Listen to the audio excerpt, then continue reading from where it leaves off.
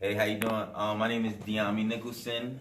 People know me as Dee, My name is Lauren Wilson. Everybody calls me LaLa. and this is Street Talk. Today we'll just be talking about one of the major issues in Broome County, Binghamton in general, bail reform. The bail system is really discriminatory towards low-income people, and we are trying to get some stories and make some changes in this community regarding that. And with the support of Citizen Action, we hope that we can make a major change in Binghamton and the Broome County community and just have people more aware of what the issue is. We're going to collect some testimonials for the Free New York Project and give you guys some insight into what it's like to be in Broome County Jail or have a loved one that is incarcerated in Broome County Jail, and just try to get some information out here so that people know what everyone is dealing with. So for the first, we would just like to start off with our testimony of situations we've been in, so people can have a heart-to-heart moment with what's going on here in Broome County. I've been living in Binghamton for about 2 years, and in my second year of living in Binghamton, I was arrested on criminal mischief charges, and I violated the order of protection. On that note, I was remanded in Broome County Jail for about 2 weeks without bail. And I feel like that was something that was unfairly done because I was a college student at the time. This was my first offense, and it was more so of a misunderstanding that happened between me and my ex that caused me to be able to go to jail. And she had already had testified on my behalf, stating that the order of protection wasn't something that was necessary. But because of that, I was not given a fair chance to basically plead my case, and I was remanded for 2 weeks in Broome County Jail, and I missed out on my last 2 weeks of the semester, causing me to lose my apartment, causing me to lose my financial aid because I failed out of class or whatnot because I didn't show up.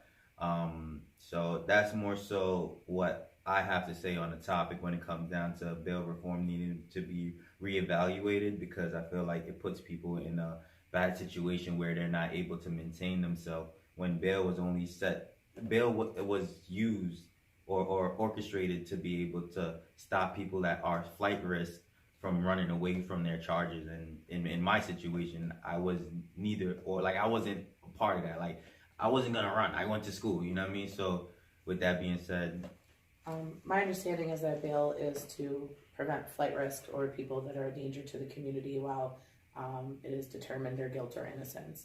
And since 70% of the inmates, 70-something% of the inmates in Broome County Jail are in there awaiting, court dates for charges that they have not yet been convicted of, they simply can't afford the bail that was set for them, or they were not offered bail for minimal charges or people that are not flight risks. I was arrested in January. It was my first offense, and I was remanded to Broome County Jail with no bail. I've lived here my entire life. I have no family anywhere else. I had a job. I have children in school here. Where is I going? But I was remanded with no bail for 2 weeks, and there was a lot of things that happened in my life because of that weren't necessarily things that had to happen. I could have been released on my own recognizance and started my court proceedings the same as I did 2 weeks later without having to stay in Broome County Jail for that length of time. yeah. And I just want to put out there, because I've done my own research, that America has one of the highest incarceration rates in the world.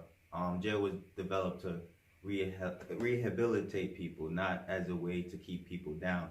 But the way how the prison system is set up, it really caused people to lose out on a lot, not just time, but money, family. You lose a lot going to jail, and 2 weeks may not seem like a lot to a lot of people, but a lot can go down in 2 weeks. LaLa, she has kids. That was time that she was away from her kids. Nobody's gonna take care of her kids better than her. You know what I mean? You can lose everything in 2 weeks. That's a fact. And we end up losing a lot over that time period. And no one can really Neither understand. of us were the level or the type of criminal that should have been remanded with no bail option, or even with a high bail set. They could have given us, $5,000, $10,000, $15,000, $20,000 bail that nobody can afford. They do that often. And it's really become a way for the county to make money. It has absolutely nothing to do with whether people are flight risk, whether people are a danger to the community. It has everything to do with getting the money. that they make off of those bail payments. And I feel like we're doing this to basically bring awareness to it and hopefully a change. No, a change, not hopefully a change, because Binghamton is a very small place. And I feel like there's so much people that's going through the same things that I feel like we can make a change as long as we come together. So bail is not a law. Yeah. It's not a law in New York State that bail must be set. So I think this is something that we have an opportunity to change, and we hope to bring you guys enough stories and testimonials and experiences from people that you can understand that this is something that is really hurting our community and needs to change. Yeah, and it can happen to anyone. So we just ask that you guys be aware and continue to follow us as best as possible. Thank you.